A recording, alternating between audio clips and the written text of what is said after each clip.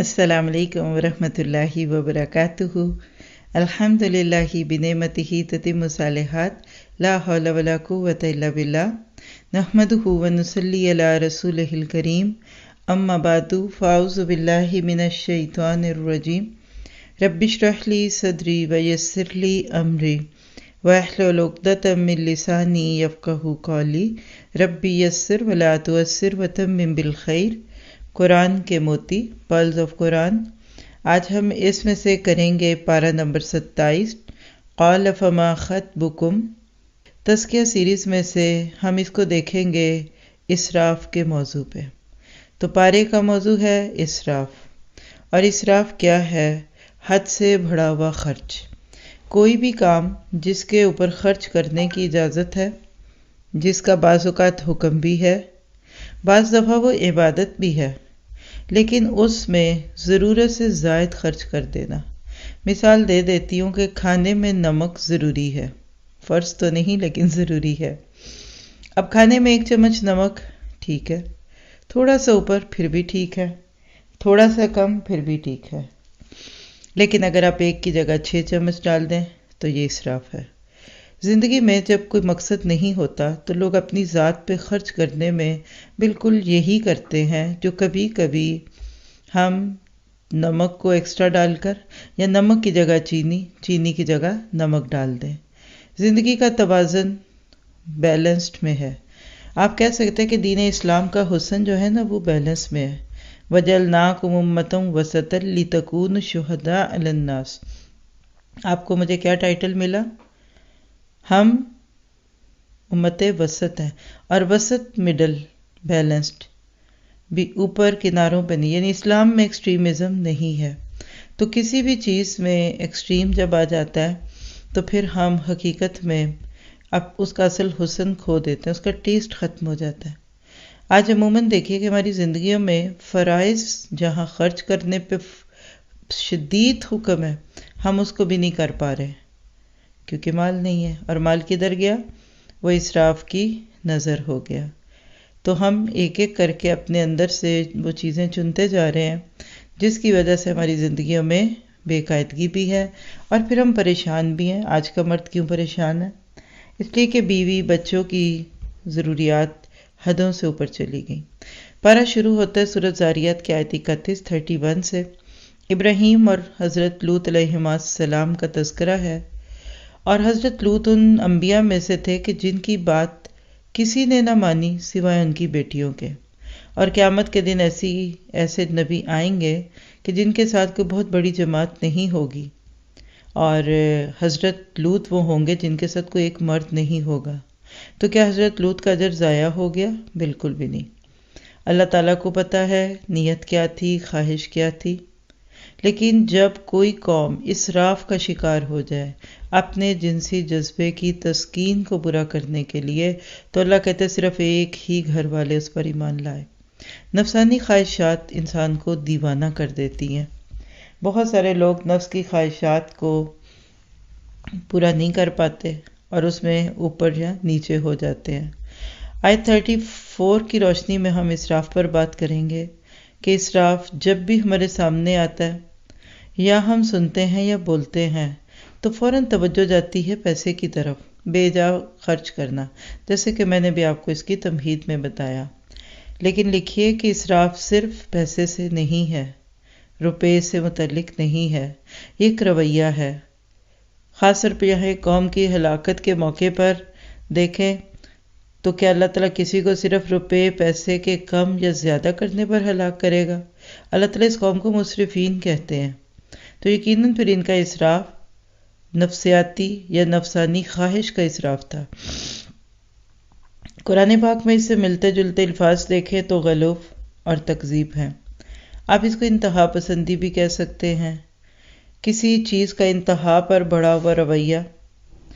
کوئی چیز جب اپنے اصل پر باقی نہ رہے بلکہ دوسری طرف چل پڑے۔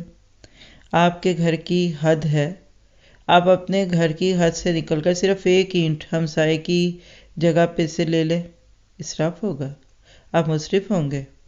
یہی طرز عمل زندگی میں آتا ہے، یہی رویوں میں آتا ہے، کھانے پینے میں بھی یہی ہے، اور بولنے چالنے میں بھی اسراف ہوتا ہے۔ کسی کام کا فائدہ مند ہونا حد سے بڑھ کر نقصان دہ حد تک پہنچ جاتا ہے، یعنی جب کوئی چیز سی سو کی طرح ادھر سے ادھر یا ادھر سے ادھر ہو جاتی ہے تو وہ اپنے اصل بگاڑ سے نکل جاتی، یعنی اصل سے نکل کر بگاڑ پہ آ جاتی ہے۔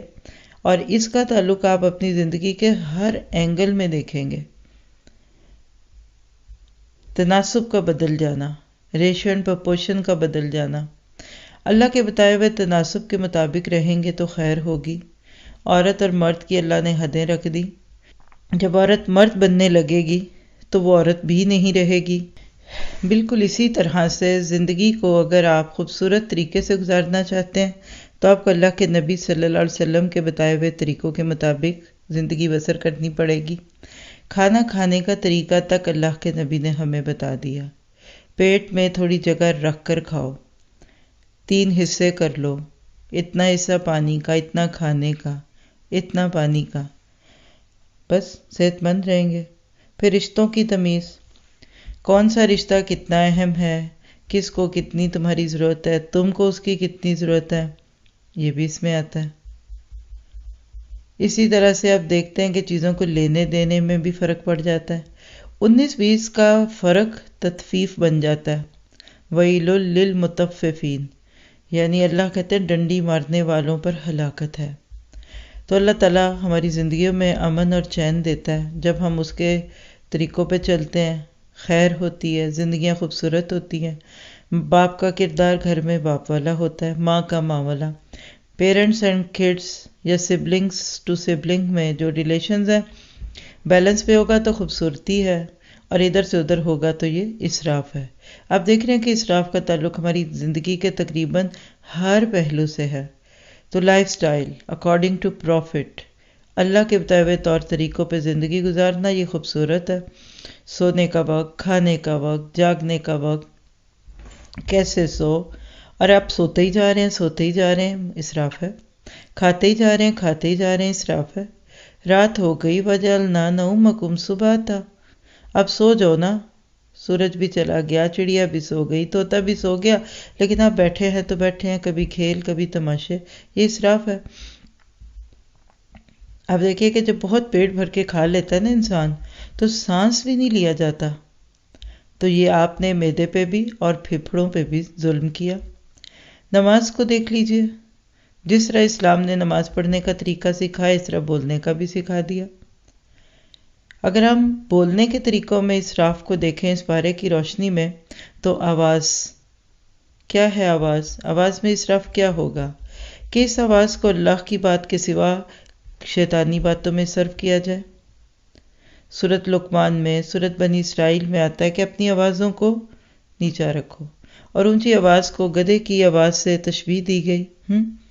اب یہ اسراف ہے نا، گدھا تو گدھا ہے، انسان جب چیخ چیخ کے بولتا ہے تو وہ اسراف کر رہا ہوتا ہے۔ چیخنا، چلانا کہ معصوم بچے بھی سہم جائیں۔ بعض دفعہ باپ بہت غصے والے ہوتے ہیں تو چھوٹے بچے سہمے پھرتے ہیں، بیوی بعض دفعہ دبی دبی پھرتی ہے۔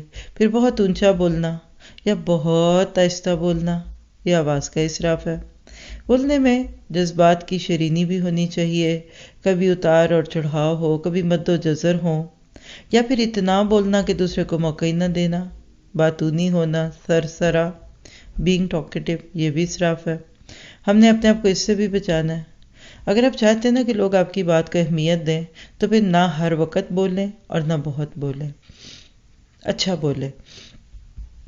پھر اس طرح دعا مانگنے کو دیکھ لیجئے۔ دعائیں مانگنے میں اسراف کرنا یہ کیا ہوتا ہے؟ اللہ سے وہ مانگ لینا یا ان باتوں کی ضد لگا دینا جو آپ کی اوقات نہیں ہے۔ ایک صحابی نے اپنے بیٹے کو دیکھا بڑے خشوع اور خضوع سے دعا مانگ رہا تھا، اور بڑا ہی مبالغہ تھا کہ اللہ جنت کے بالکل بیچ میں وہ دائیں طرف مجھے سفید موتی کا محل دینا۔ کہا بیٹا آپ نے زیادہ ہی کچھ کہہ دیا، آپ یہ کیوں نہیں کہتے کہ یا اللہ مجھے جنت دے اور جہنم سے بچا لے؟ آپ نے فرمایا کہ عنقریب اس امت میں ایسے لوگ پیدا ہوں گے جو طہارت اور دعا میں حد سے تجاوز کریں گے، یعنی اسراف کریں گے۔ تو آج تو ہماری دعاؤں میں پورے پورے قصے ہوتے ہیں، کبھی شعر ہیں، کبھی گنگنانے کا انداز ہے۔ سیدھی سادی دل کی دھڑکنوں سے نکلی بھی دعا مانگیے، وہ آپ کی دعا زیادہ اچھی جائے گی اوپر، نہ کہ آپ کی سجی سجائی دعائیں۔ اسی طرح اسراف کی ایک قسم باڈی لینگویج بھی ہے، جسمانی حرکتوں میں اسراف کنٹرول کرنا چاہیے۔ بہت دفعہ ہاتھ بہت استعمال کیے جاتے ہیں، آنکھوں کو گھمایا جاتا ہے، بات بتاتے ہوئے ایسے جملے بولتے ہیں کہ ہمیں خود اندازہ ہوتا ہے کہ اس کی ضرورت نہیں تھی۔ مثلاً 1000 دفعہ کہا ہے، کیا واقعی کہا ہوتا ہے 1000 دفعہ؟ 100 بار کہا، 36 بار کہا، تم تو بالکل نہیں کرو گے، تم نے تو آج تک کوئی اچھا نہیں کیا۔ تو یہ مصرفین کے بولنے کا انداز ہوتا ہے۔ پھر اس طرح کسی کی تعریف میں مبالغہ، اتنا مبالغہ کہ زمین و آسمان کے غلابے ملا دینا۔ معتدل بات کیجئے۔ اللہ کے نبی نے دیکھا ایک شخص کسی کی منہ پہ تعریف کر رہا ہے اور بڑھا چڑھا کر رہا ہے، تو آپ نے فرمایا کہ تم نے اس کو ہلاک کر دیا۔ کون چھری سے ہلاک کرنے کے برابر کہا گیا کسی کی ایسی تعریف، کیونکہ اس کے بعد انسان پھر چوڑا ہو جاتا ہے نا کہ میں تو بہت ہی بڑی چیز ہوں، اس کا اندر کہ یہ میرے میں کوئی خاص ہی خوبی ہے جو یہ اگلا بندہ میری تعریفیں کر رہا ہے۔ تو جب اس طرح کی کیفیات آتی ہیں نا، تو پھر انسان واقعی اپنے آپ کو پیچھے نہیں کر پاتا۔ ایک جگہ آتا ہے کہ تم نے تو اس کی کمر توڑ دی۔ پھر اس طرح ایک اسراف ہے جذبات کا، جذبات کے اظہار کا اسراف، بینگ ایموشنل، جذباتی ہونا۔ دیکھیے جذبات بہت پیارے ہیں، جذبات میں تو اللہ نے زندگی رکھی ہوئی ہے نا، جذبات نہ ہوں تو ایک بچہ دنیا میں کیسے آئے؟ لیکن جذباتی ہونا بہت خطرناک ہے۔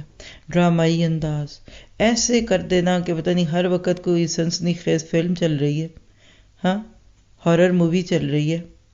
پھر آپ دیکھیے پانی کے استعمال میں اسراف ہے۔ آپ نے تو وضو میں بھی کہا کہ ایک خاص حد تک پانی استعمال کیا جائے، چاہے کسی دریا سے وضو کر رہے ہو۔ پھر فون کا اسراف، خوب باتیں کرنا، بہت کرنا۔ پھر کچن میں کام کرتے ہوئے اسراف ہے، دھنیا آدھا ڈالا کھانے میں اور آدھا سنک میں چلا گیا، کچھ ڈنڈیاں کاٹ کے آپ نے پہلے پھینک دی۔ چاول دھو رہے ہیں، سنک میں چلے گئے، یہ اسراف نہیں ہے؟ کہاں سے وہ چاول کا دانہ چلا، کتنی محنت ہوئی، کتنا کسان سے لے کر دکاندار تک کتنی محنت ہوئی، اور آپ کے شوہر کی حلال کی کمائی تھی۔ ہر روز بھی اگر آپ 1 چمچ چاولوں کی گرا رہے ہیں تو 30 چمچ آپ نے گرا دیے پورے مہینے میں، تو یہ اسراف ہے۔ پھر اسی طرح سے کھانا ضائع کرنا، ٹریش کرنا، یعنی یاد رکھیے کہ اچھا کھانا کھانا یا اچھے کپڑے پہننا اسراف نہیں ہے، لیکن چیزوں کو ضائع کرنا اسراف ہے۔ پھر اسی طرح سے جو معروف اسراف ہے جس کو ہم روپے پیسے کا اسراف کہتے ہیں، تو یہ ذرا سا دیکھ لیتے ہیں۔ پیسے خرچ کرنے کے 2 طریقے ہوتے ہیں، ایک ہے ضروریات پر خرچ کرنا اور دوسرا ہے خواہشات پر خرچ کرنا۔ دونوں کی اجازت ہے، یعنی اللہ تعالیٰ ہمیں اپنی نیڈز پوری کرنے کی بھی اجازت دیتا ہے اور وانٹس کی بھی۔ یہاں دین کو کچھ لوگوں نے اتنا مشکل کر دیا کہ لوگ بیچارے گلٹ میں چلے گئے، پھر انہوں نے وہ اسراف تو نہیں چھوڑا، یا وہ کہہ لیجئے کہ خرچ کرنا تو نہیں چھوڑا لیکن دین چھوڑ دیا۔ تو پیسہ خرچ کرنا اسراف نہیں ہے، ہاں بلا ضرورت زائدہ ضرورت کرنا اور پیسے کو ضائع کر دینا، یہ 3 چیزیں پیسے کے اسراف میں ہیں۔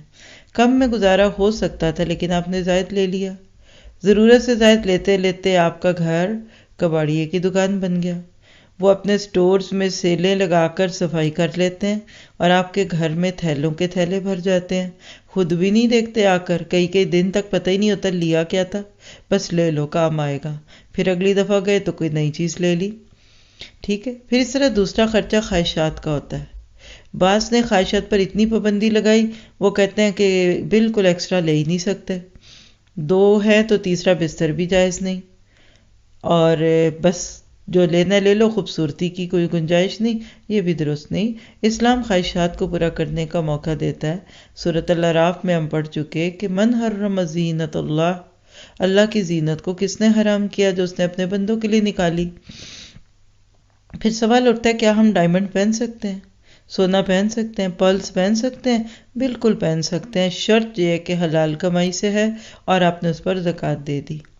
اسراف کیا ہوگا؟ کمائی غلط ہے۔ دوسری بات ہے پہن تو لیا، زکوٰۃ نہیں دی۔ آپ 5,000 کا جوڑا پہن لیں، 10 کا پہن لیں، 20 کا بھی پہن لیں، حرج نہیں۔ اسراف کیا ہے؟ نمبر 1 جوڑا پہن کر خود کو بڑا سمجھنا، شو آف کے لیے پہننا، دکھاوا جلانے کے لیے پہننا، دوسروں کی نظروں میں بڑا بننے کے لیے پہننا، اور پھر ان کو دکھانا جن کو نہیں دکھانا چاہیے۔ عورتیں تو عورتوں کے کپڑے دیکھ کر خوش تھوڑی ہوتی ہیں، ان کو تو ایک دم غم لگ جاتا ہے کہ میرے سے اچھا ہو گیا، لیکن دوسرے دیکھ کر خوش ہوں گے۔ یاد رکھیے، مومن کی خوشیاں اپنے لیے اور اپنے گھر والوں کے لیے ہوتی ہیں۔ خوب اچھا پہنے، خوب اچھا اوڑھیں، کوئی بری بات نہیں۔ ہاں، حساب کے لیے تیار ہے، کوئی ضروری تو نہیں کہ حساب کے بعد عذاب بھی ہو، حساب دینا پڑے گا۔ ایسے ہی کہ اگر آپ نے 25 کلو کا وزن جمع کر لیا تو ایئر لائن تو آپ کو چیک کرے گی نا۔ 20 کلو کی زیادہ تھی، اب 5 کے یا تو ایکسٹرا پیسے دیجیے یا اس کو نکال دیں۔ تو لوگ حساب اور عذاب کے موضوع کو بھی بعض دفعہ گڑبڑ کر دیتے ہیں۔ ہمیشہ فطری زندگی گزاریے، اپنے ارد گرد والوں کے لیے خوشی کا ذریعہ بنے، نہ کہ ان کے لیے آپ بہت ہی بورنگ اور روکھے سوکھے رہے اور باہر والے 4 لوگ کیا جمع ہو گئے، آپ کو سب سے پہلے اپنے ڈریس کی فکر پڑ جاتی ہے۔ پھر اسی طرح سے آپ دیکھیے، آپ مہنگا کھانا کھا سکتے ہیں لیکن ضائع نہیں کر سکتے۔ خود اچھا کھاتے ہیں تو ملازموں کو بھی کھلائیے، دوسروں کو ساتھ ملا لیں۔ کھانے کا اسراف کیا ہے؟ حلال اور حرام کا فرق نہیں رکھا، بس کھانے کی ہی فکر پڑی رہی، ہر وقت دھیان کیا کھائیں گے کیا پیئیں گے میں رہا۔ پھر دعوتوں میں دکھاوا ہو، 8-10 ڈشز بنائیں، پھر اسی طرح آپ دیکھیے کہ پلیٹ میں چھوڑ دینا۔ جرمنی میں ایک شخص ہوٹل میں کھانا آرڈر کرتا ہے، پھر کھانا کھاتا ہے اور پھر بہت سارا کھانا چھوڑ کر تو بل دے کر اٹھ گیا۔ بہرے نے وہ سارا کھانا اکٹھا کر کے ٹریش کرنے لگا۔ وہ تو ایک عورت اٹھی اپنی جگہ سے جو جرمن تھی، تو اس شخص کے پاس آپ کے اپنی زبان میں کہنے لگی کہ مجھے تم سے ایک بات کرنی ہے کہ تمہیں یہ کھانا ضائع کرنے کی کیا ضرورت ہے، تم نے یہ کھانا کیوں ضائع کیا؟ یہ شخص ذرا ساتھ زچ بچ ہوا، کہنے گا تمہیں کیا لگے، I have paid for that۔ اس نے کہا پیٹ کی بات نہیں ہے، تم نے میرے ملک کا ریسورس ضائع کیا۔ کتنے بھوکے ہیں جن کو یہ کھانا مل سکتا تھا جو تمہاری وجہ سے ٹریش ہو گیا۔ تو یہ ایک جرم ہے۔ اللہ کرے ہم بھی ایسی باشعور قوم بن جائیں اور شادیوں میں ہمارے کھانوں کے بچے ہوئے ڈھیر ٹریش میں نہ جائیں اور جانور نہ کھائیں۔ بعض دفعہ غریبوں کو دیا جا سکتا ہے لیکن صرف اس لیے کہ اب آدھی رات کو کون دے اور کدھر جائے، اس پہ تو مزید خرچہ ہوگا۔ تو یہ ساری باتیں مہذب قوموں کی ہیں کہ وہ اتنا نکالتے ہیں جتنا کھائیں، تھوڑا نکالا پھر ڈال لیا، پھر کھا لیا پھر نکال لیا، پورا پہاڑ بنا کر نیچے پلاؤ کی زمین اور اوپر ہڈیوں کے پہاڑ اور پھر سلاد کا سبزہ بنانے کی کیا ضرورت ہے؟ آکورڈ لگتا ہے، انسان کو اچھا نہیں لگتا۔ کھانا برتن میں رکھا رہے گا تو بعض جگہ سے تو یہ تک لگتا ہے کہ برتن بد دعا دیتا ہے کیونکہ شیطان کھاتا ہے اس کھانے کو۔ پھر آپ دیکھیے قدرتی ذرائع میں اسراف، پانی کا اسراف، نہانے میں، بجلی کا استعمال، اللہ اکبر، ایک بلب جلتا ہے جہاں ایک بٹن پہ آپ صرف ایک بٹن دبائیں تو 8-10 لائٹس چلتی ہیں، اور وہ بھی پھر ہمارے کامن یوز کی جگہوں میں، مسجدوں میں، اداروں میں۔ پھر ہم کیسے کہیں کہ ہم ایک غریب قوم ہے؟ پھر ہمارے ملک کی حالت کیسے بدلے گی؟ اپنے گھر کی فالتو لائٹس کو بند کر دیجئے، خود سے پوچھئے میں کیوں ضائع کرتی ہوں یہ بجلی؟ ہاں۔ پھر ایک سب سے بڑا اسراف گناہوں کا، الذین اسرفوا علی انفسہم، سورۃ زمر میں آخری آیتیں اس کی۔ اس پر بھی اللہ نے امید دلائی ہے کہ گناہوں کا بھی بوجھ لاد لیا ہے، میں وہ بھی معاف کر دوں گا، کیونکہ ہر گناہ انسان کے نفس پر اسراف ہے، بوجھ ہے۔ اللہ بندے کو توفیق دے، بندہ خود کو بدلے، اللہ تعالیٰ اس کو راستے دکھائے گا۔ کبھی بھی اپنے آپ کو زندگی میں پیچھے نہ لے کر جائیں۔ آپ دیکھیں گے کہ جتنا آپ اپنے آپ کو چیک کریں گے اتنی آپ کی کوالٹی آف لائف بہتر ہوگی۔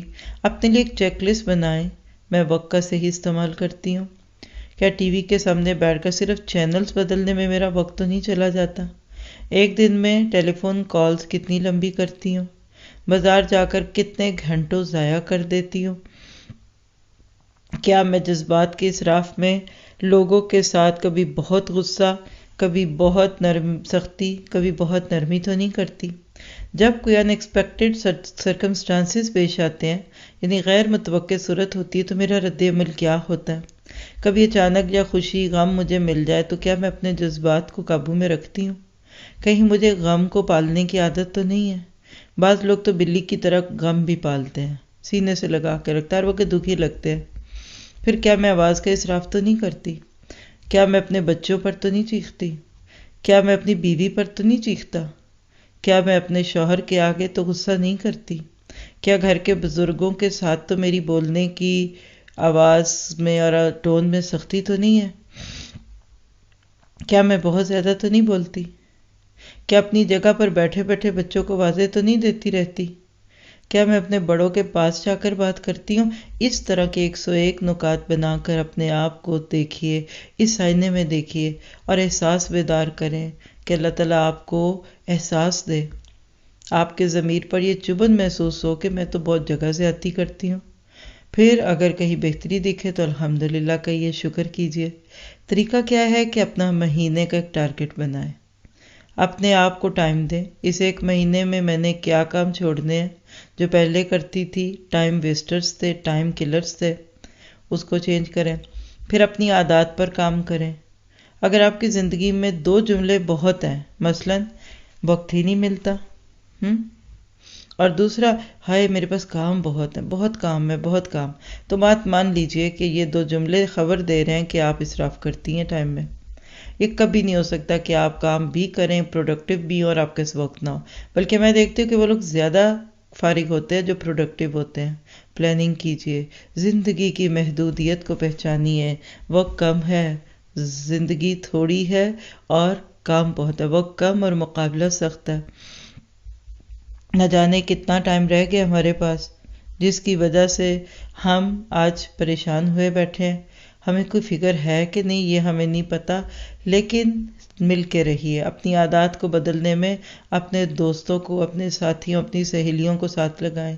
ایک دوسرے کی گرومنگ کیجیے، ایک دوسرے کو روکیے ٹوکیے، کیونکہ ظاہر یہ ایک چھوٹا سا اسراف ہے، لیکن آپ دیکھ رہے ہیں پورا طرز زندگی ہے، اور اللہ ایسی قوموں کو تباہ کر دیتا ہے جو اسراف کا شکار ہوتی ہیں۔ پھر آیت 35 میں مصرف کے مقابلے میں لفظ مومن آیا ہے۔ کیا پتہ چلا کہ اسراف ایک ایمان والے کی زندگی میں نہیں ہوتا۔ وہ اپنے آپ کو ہر جگہ چیک کرتا ہے، ناپ ناپ کے، تول تول کے جیتا ہے، اللہ کے حکموں کے اندر اپنے آپ کو رکھنے کی کوشش کرتا ہے۔ آیت 38-39 میں فرعون کا اسراف دکھتا ہے، اور وہ کیا تکبر، تو لکھے تکبر بھی اسراف ہے۔ بندہ اپنی اوقات سے آگے بڑھ جاتا ہے۔ اللہ تعالیٰ چاہتے ہیں کہ بندہ عاجز رہے، اور بندہ اکڑتا ہے۔ انا ربکم الاعلی کہنا یہ اسراف تھا فرعون کا اپنے بارے میں۔ آج ہمارا نفس کہتا ہے میں تمہارا رب اعلیٰ ہوں۔ درمیان میں رہے انسان، نہ بہت جھکے نہ بہت اوپر چڑھے۔ پھر اسی طرح سے آپ دیکھیے کہ قوم عاد کے اسراف کی بات ہے۔ بہت بڑی بڑی عمارتیں بناتے تھے، رہنے کے لیے نہیں، صرف یادگاریں قائم کرنے کے لیے، پھر فخر بھی کرتے۔ پھر آیت 56 میں اللہ تعالیٰ ہمیں زندگی کا مقصد بتاتے ہیں۔ تو مومن کا تو ہر کام عبادت ہوتا ہے، کمانا، کھانا، پینا، بیوی بچوں کا خیال رکھنا، گھر کی صفائی کرنا۔ اصل بات یہ کہ نیتوں کو درست کر لیں۔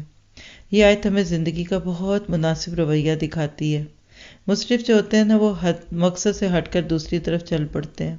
پھر آیت 56 سے پتہ چلتا ہے کہ اللہ نے پیدا تو عبادت کے لیے کیا تھا، وَمَا خَلَقْتُ الْجِنَّ وَالْإِنسَ إِلَّا لِيَعْبُدُونِ، لیکن لوگ مال اور رزق کا بہانہ کر کے بندگی سے ہٹتے ہیں۔ جہاں بھی زندگی میں اسراف آئے گا، آپ کے اخراجات بڑھیں گے۔ پھر نتیجہ کیا، نہ آپ کے پاس وقت ہوگا، نہ دوسروں کے ساتھ شیئرنگ کے لیے خوشیاں ہوں گی۔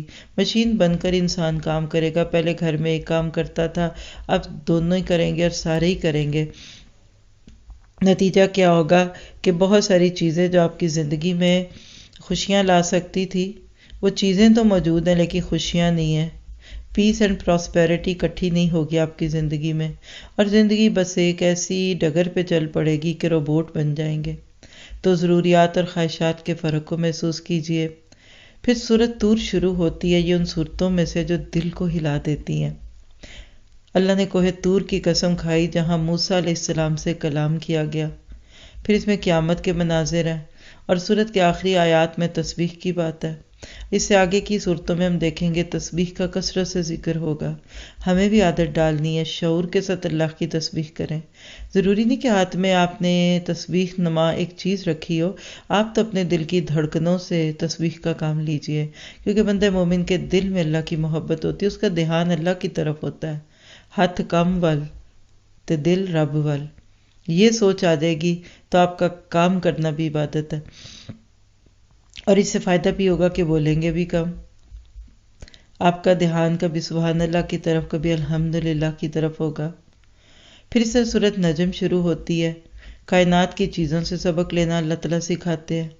اللہ کے نبی کے معجزے اور قرآن، اس میں معراج کے سفر کا تذکرہ، کیسے سدرۃ المنتہا تک اب لے جائے گئے، اور پھر جبرائیل کے ساتھ جو مناظر تھے اللہ نے ان کو بیان کیا.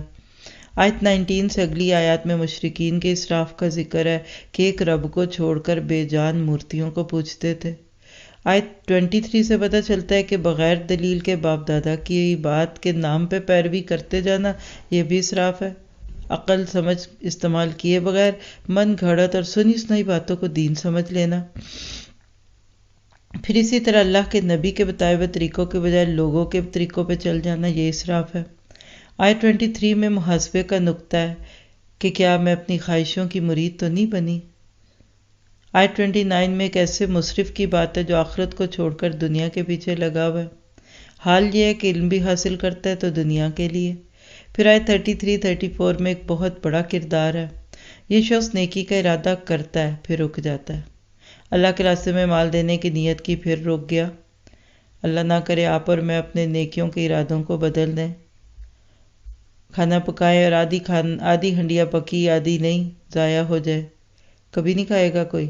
آپ نہاری بنا رہے ہیں اور ابھی اندر آٹا ہی ڈالا اور چولہا بند کر دیں. اسی طرح آدھی نیکیاں دھوری نیکیاں فائدہ نہیں دیتی. یہ وفاداری نہیں، یہ بے وفائی ہے. موت تک اپنے آپ کو اللہ کے رستوں میں کھپاتے رہیے. پھر آیت 37 میں ابراہیم الذی وفا، ابراہیم کی وفاؤں کا تذکرہ ہے. کیسے وفادار تھے، زندگی میں ہر اللہ کے حکم پر لبیک کہا. فَإِذْ قَالَ لَهُ رَبُّهُ أَسْلِمْ قَالَ أَسْلَمْتُ لِرَبِّ الْعَالَمِينَ.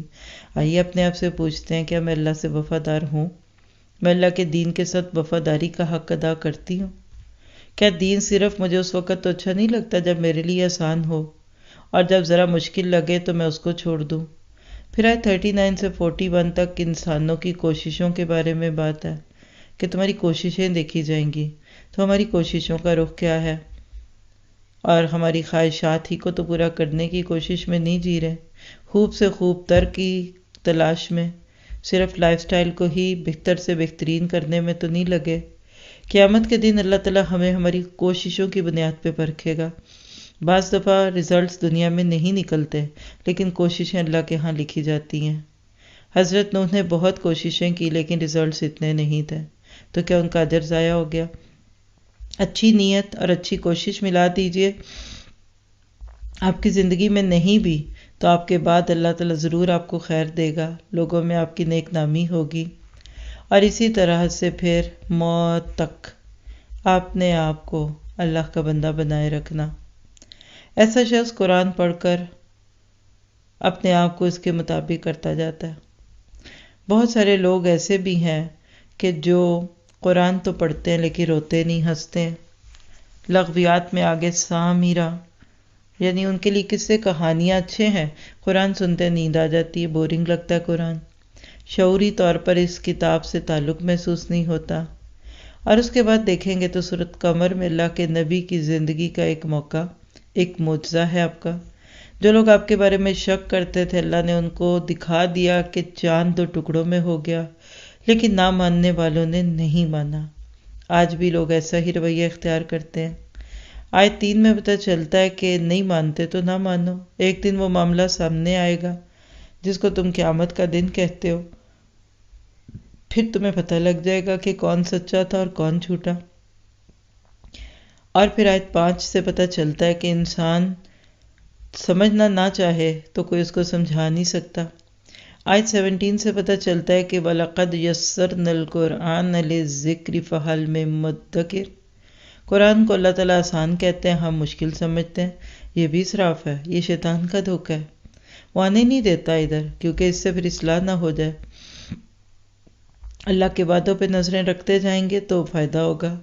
آیت 45 میں نافرمانیوں سے پرہیز کی بات ہے، متقین کی بات۔ پھر سورۃ الرحمن، یہ تو دل سے پڑھنے والی سورت ہے، ذہن پہ زور دینے والی نہیں، اور اس میں بھی آپ کو عدل دکھتا ہے۔ الرحمن، قرآن کا پہلا معلم اللہ تعالیٰ ہے، اور اللہ نے اپنے رحم کو ماں کے رحم سے جوڑ دیا۔ منظم، عدل والی کائنات، ڈسپلن ہے، میزان، ترازو، یہ سب کچھ اس صورت میں آپ کو دکھتا ہے۔ اور دیکھا جائے تو یہ سب چیزیں آپ کو اسراف سے روکتی ہیں۔ دلوں میں بھی اللہ نے فرقان رکھ دیا، اچھا کام کر کے خوشی ہوتی ہے، برے کام سے دل میں بے چینی ہوتی ہے۔ پھر اسی طرح سے جنتوں کے خوبصورت تذکرے ہیں صورت میں، اور خاص طور پہ آیت 60، حل جزاء الاحسان الا الاحسان، یہ تو بتاؤ کہ نیکی کا بدلہ نیکی کے سوا کچھ اور ہو سکتا ہے؟ اللہ بہت قدردان ہے۔ آیت 62 میں جنت کے باغوں کا ذکر ہے، اس صورت میں ہی آپ کو جنت کی جھلک دکھتی ہے۔ پھر آگے صورت واقعہ میں تو ایسے لگتا ہے آنکھوں دیکھی جنت ہے، اور آخری آیت میں اللہ تعالیٰ اپنی عظمت ہمارے دلوں میں بٹھاتے ہیں، اور اس کے بعد پھر صورت واقعہ شروع ہوتی ہے جس میں 3 قسم کے گروہ ہیں۔ اللہ نے سب کو ایک ہی طرح سے پیدا کیا، ایک ہی اندر کی پوری سیٹنگ تھی، لیکن سوچ کے فرق نے منزل بدل دی۔ کچھ بائیں ہاتھ والے بن گئے تو کچھ دائیں والے، تو کچھ سابقون الاولون۔ آپ کے لئے کچھ فیلیئرز، کچھ پاسنگز مارکس رکھنے والے، اور کچھ پوزیشن ہولڈر۔ اللہ ہمیں ان میں کر دے، نیکیوں میں بڑھا دے، نیکیوں کے موقع کو قبول کرتے جائیں، اللہ فائدہ دے گا۔ پھر آگے دیکھیں گے آیت 13 میں اگلے لوگوں سے مراد اللہ کے نبی کے دور کے لوگ تھے، یعنی مقربین پہلے دور میں زیادہ تھے، آخر میں کم ہوں گے۔ ہاں، اصحاب الیمین شروع میں بھی تھے اور آخر تک رہیں گے۔ اللہ ہمیں ان تھوڑوں میں کر دے۔ ابو بکر، عمر، عثمان، علی رضی اللہ عنہ، عبد الرحمن، طلحہ اور ایسے صحابہ کرام جن کو عشر مبشرہ کا لقب ملا، اللہ ہمیں ان تھوڑوں میں کر دے۔ ان کی زندگیاں بڑی خوبصورت تھی۔ پھر آیت 15 سے آگے جنت کا مقام دکھایا جا رہا ہے مقربین کا۔ آیت 27 سے 40 میں درمیانے درجے کی جنت ہے، یعنی ایسے لگتا ہے اکانومی کلاس اور بزنس کلاس کا فرق ہے۔ 41 سے 56 میں بائیں بازو والوں کا بیان ہے کہ کیسے دنیا میں رہتے ہوئے حق کو جھٹلاتے تھے، تو 3 رویے 3 انجام۔ 57 سے اگلی چند آیتیں ہمارے شعور کو بھی بیدار کرتی ہیں کہ دیکھ لو اللہ کتنا بڑا ہے، مان جاؤ اس کی مرضی کو۔ اور پھر 58 59 انسان کو اس کی اوقات یاد دلائی جاتی ہے۔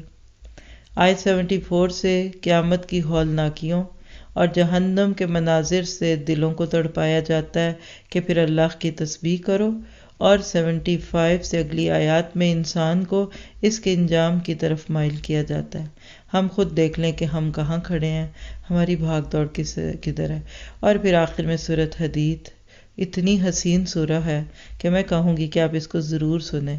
کئی دفعہ تفسیر کے ساتھ ہوئی، کورسز میں بھی، الگ سے بھی، ان ڈیپتھ میں بھی ہوئی، مسبحات میں ہوئی، دورہ قرآن میں ہی صرف سن لی جائے تو بھی کچھ بات تو سمجھ آتی ہے۔ تو اللہ تعالیٰ سے دعا ہے کہ وہ ہمیں اسراف سے بچائے اور ہم اس کی مرضی کے بنیں، اور وہ مال جو اس نے ہمیں دیا ہم اس پر سام بن کر نہ بیٹھے، اس کو اس کے بندوں کے ساتھ شیئر کریں، اس کے دین کو پروموٹ کرنے میں لگائیں۔ اور پھر آیت 9 میں بتا دیا کہ قرآن کا سفر اندھیروں سے روشنیوں کا سفر ہے، یہ نور کا سفر ہے۔ آج قرآن کے نور سے جڑو گے تو کل پل صراط پہ اندھیرے نہیں، روشنیاں ہوں گی۔ سورۃ حدید میں بار بار فی سبیل اللہ کی بات ہے، خرچ خرچ خرچ۔ اللہ تعالیٰ نے بتا دیا کہ جو لوگ دنیا میں رہتے ہوئے اپنے مال کو ٹھیک طرح استعمال کرتے ہیں، اللہ ان کو خیر دے دیتا ہے۔ زمین میں ایک بیج ڈالتے ہو تو کئی کروڑ بیج واپس آتے ہیں، تو سوچو زمین کا مالک تمہیں کتنا دے گا۔ یعنی جب مخلوق اتنی امانت دار ہے تو خالق تو کبھی بھی ضائع نہیں کرے گا، صرف یقین آنے کی بات ہے۔ پھر اسی طرح سے آخر میں رہبانیت کی بات ہے، جو اسراف کی ایک اور ہی حد ہے بڑی ہوئی، اور اللہ تعالیٰ سے دعا ہے کہ مجھے آپ کو عمل کی توفیق عطا فرمائے، اور ہم بہترین طریقے سے اپنے آپ کو اس کتاب کے آئینے میں فٹ کریں۔ جتنا زیادہ ہم اس کتاب کے ساتھ اپنا تعلق زندہ کریں گے، اتنی ہماری زندگیاں خوبصورت ہوں گی۔ تو ایک بار پھر کہوں گی کہ آئیے آج نیت کرتے ہیں کہ میں نے قرآن کو لفظ بلفظ سمجھنا ہے۔ ہم جو مرضی سیکھ لیں، سن لیں، باتیں کر لیں، لیکن جو انسان میں روحانیت قرآن کو پڑھ کے ہوتی ہے وہ اس کے بغیر نہیں ہوتی۔ اور خاص طور پہ آیت 20 میں اعلموا انما الحیات الدنیا میں زندگی کے 4 سٹیجز بتا دیے اور کہا کہ تم نیکیوں میں بڑھو۔ اللہ مجھے آپ کو بڑھائے۔ سبحانک اللہم و بحمدک اشہد ان لا الہ الا انت استغفرک و اتوب الیک۔